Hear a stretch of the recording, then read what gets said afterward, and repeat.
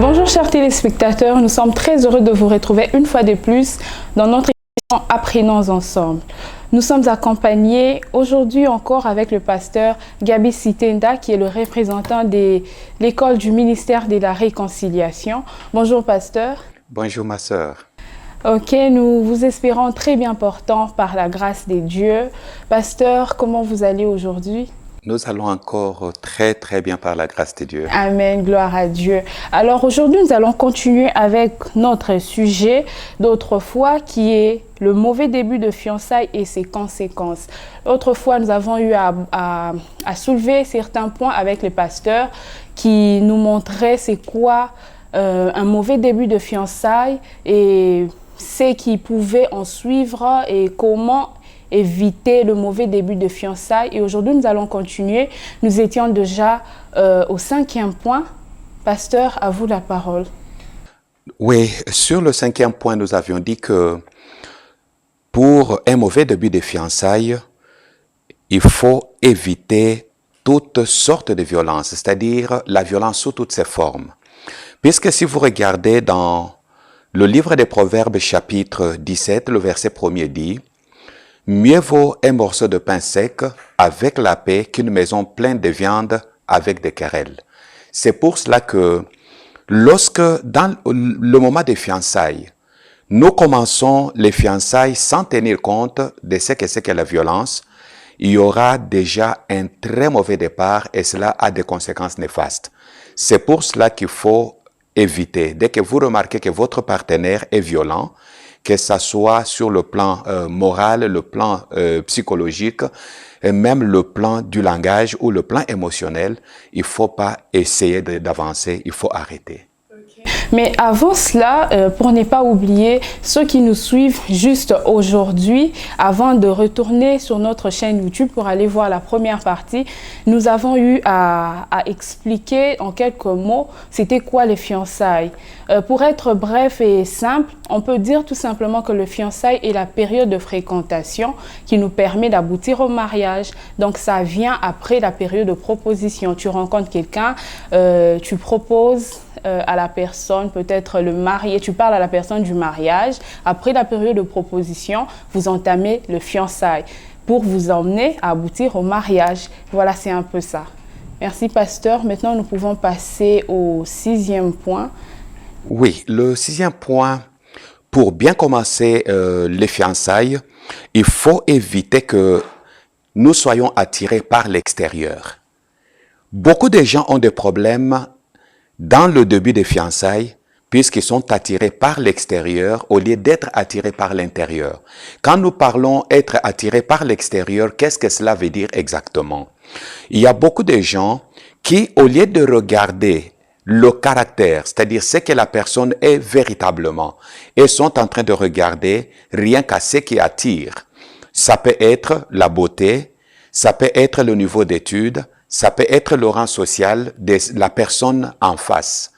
Or, le niveau d'études ou le rang social ou la beauté est juste temporaire.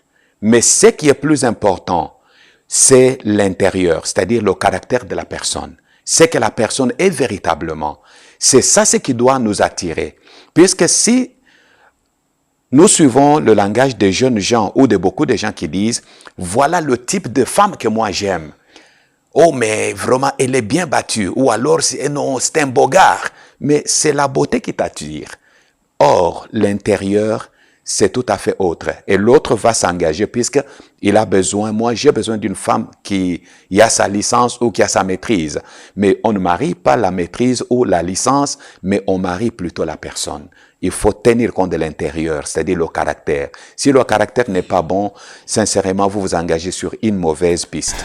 Mais pasteur, pour plus d'éclaircissement, si je comprends bien, et certainement certains de nos spectateurs aussi vont se poser la question. Donc, dans le choix du conjoint ou de la fiancée ou du fiancé, ne doit pas tenir compte de l'aspect extérieur, seulement l'aspect extérieur.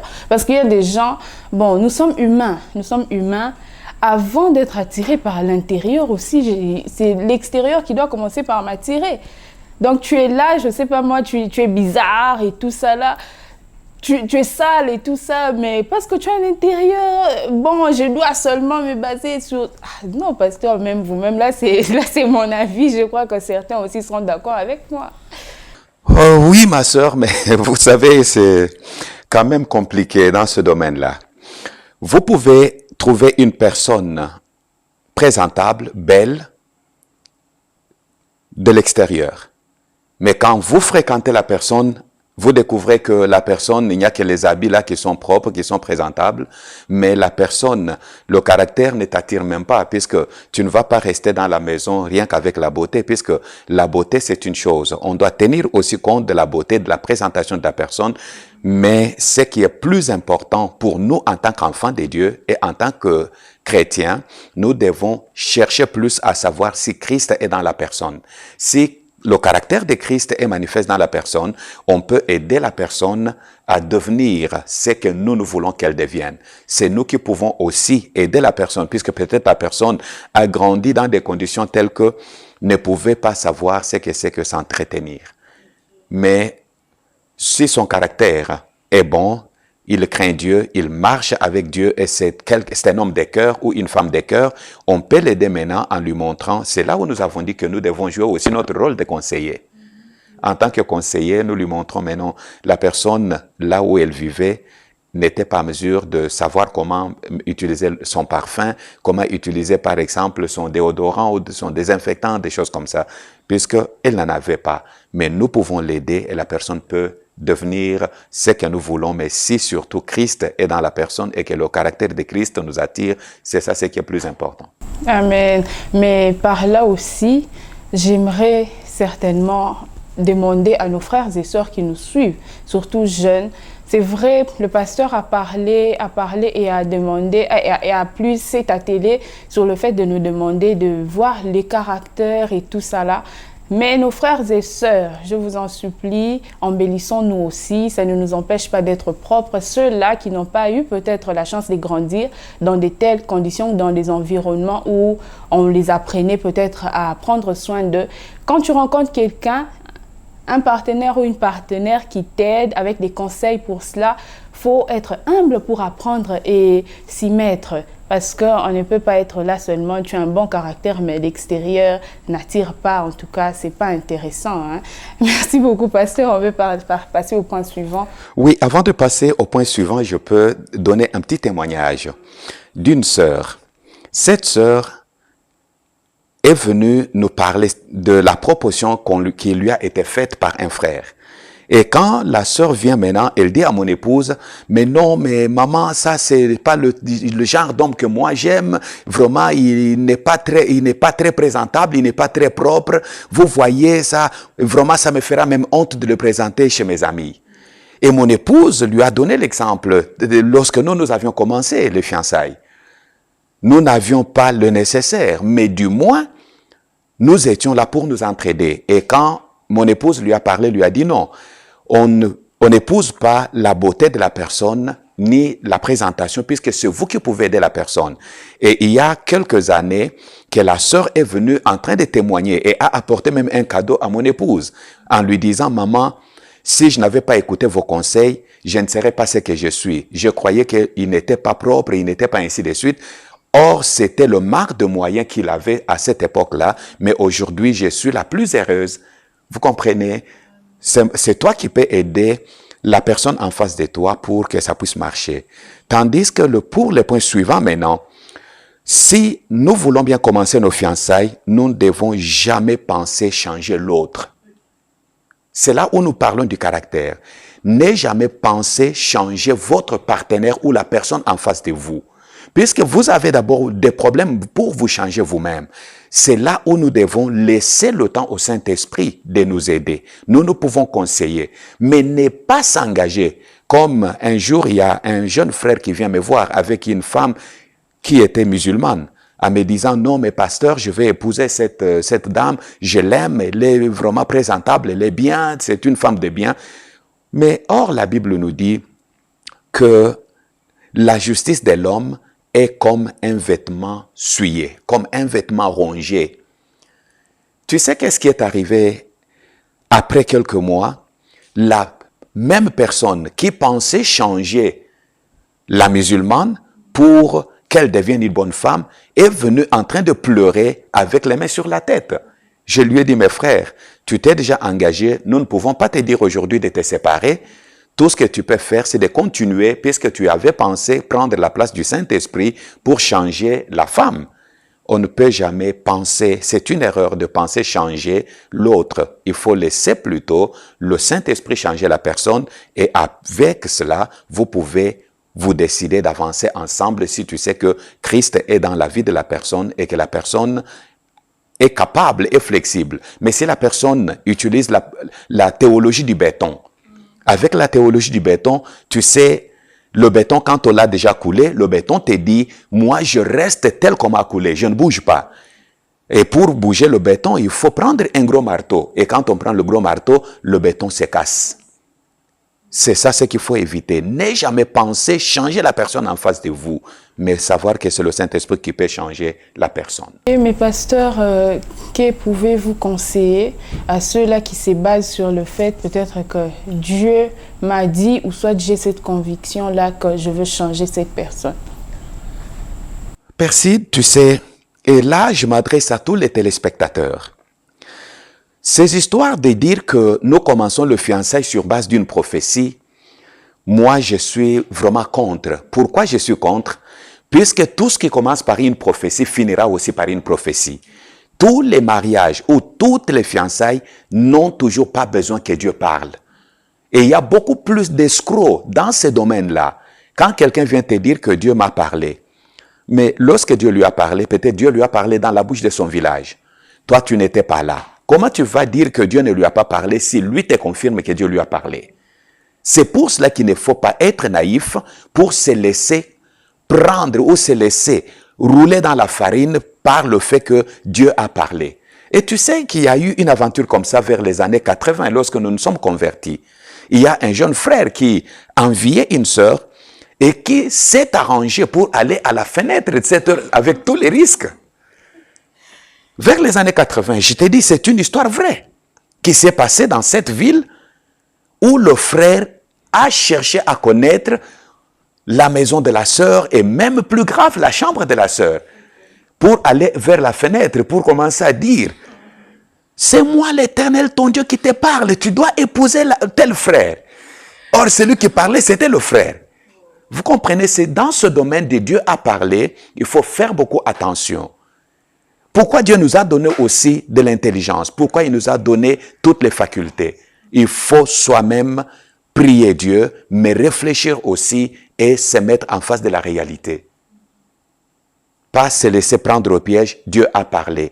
Dieu ne parle pas pour tout le mariage et surtout, j'insiste, que ça soit non seulement le mariage, même le ministère qui commence par une prophétie, se terminera aussi par une prophétie.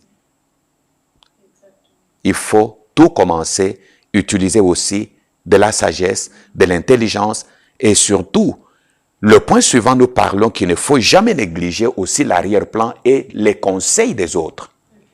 Puisque beaucoup vous disent Dieu a parlé, il ne peut plus écouter les conseils. Or, les conseils sont très importants. Quand on te conseille, peut-être ces gens qui te conseillent connaissent mieux la personne avec qui tu veux t'engager que toi. Toi, tu ne connais pas la personne.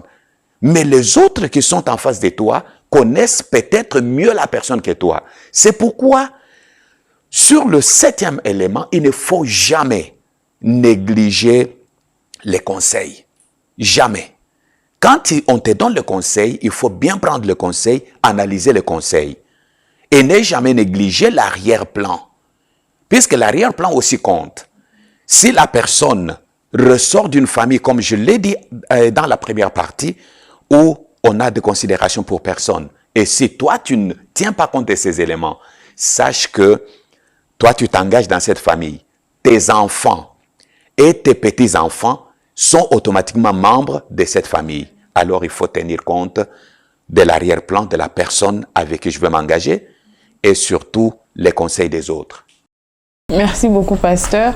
Et je crois que là, nous sommes déjà arrivés au dernier point. Pasteur, le dernier point, le point 9. Oui, Pour bien commencer les fiançailles, il y a un élément très important qu'il ne faut pas négliger. Il ne faut jamais penser dans le fiançailles, c'est-à-dire quand on débute le fiançailles, penser que je vais me marier pour devenir heureux ou heureuse. Mais il faut savoir que je m'engage pour rendre l'autre heureux. Si nous avons cette pensée que je m'engage dans cette relation, non pas pour moi-même, mais pour l'autre, c'est-à-dire je vais rendre l'autre heureux. C'est en ce moment-là que nous verrons que même notre comportement, même nos réactions, même notre attitude sera plus basée sur l'abnégation, c'est-à-dire l'oubli de soi. On va sortir de tout égoïsme pour s'intéresser plus et se poser des questions. Qu'est-ce que je peux faire pour rendre l'autre heureux? Et en ce moment-là, l'égoïsme ne sera pas notre cheval de bataille. Il n'y aura pas le moi qui va dominer, mais ce serait plutôt qu'est-ce que je peux faire. Et là, c'est l'accomplissement de Matthieu chapitre 7, le verset 12 qui dit « Tout ce que nous voulons que les autres fassent pour nous, que nous le fassions aussi pour eux. » Et de là, le Seigneur sera glorifié et ce serait une relation parfaite et nous irons de l'avant. Amen. Merci beaucoup, pasteur. Chers téléspectateurs, je crois que vous avez été bénis, tout comme moi. Désormais, nous saurons comment bien commencer nos fiançailles et pour éviter de mauvaises conséquences qui peuvent en suivre, parce que tel que nous avons écouté, un mauvais début des fiançailles emmène beaucoup de conséquences néfastes et ce sont des choses que nous pouvons éviter si nous nous basons sur la parole de Dieu, sur des conseils et nous irons de l'avant. Alors, nous voilà déjà arrivés à la fin de notre émission. Nous vous disons à très bientôt. Que le Seigneur vous bénisse. Portez-vous bien. Surtout, n'oubliez pas de nous suivre sur notre chaîne YouTube, Église Emer TV, et notre page Facebook, École du ministère de la Réconciliation. Que Dieu vous bénisse. À très bientôt. Bye bye.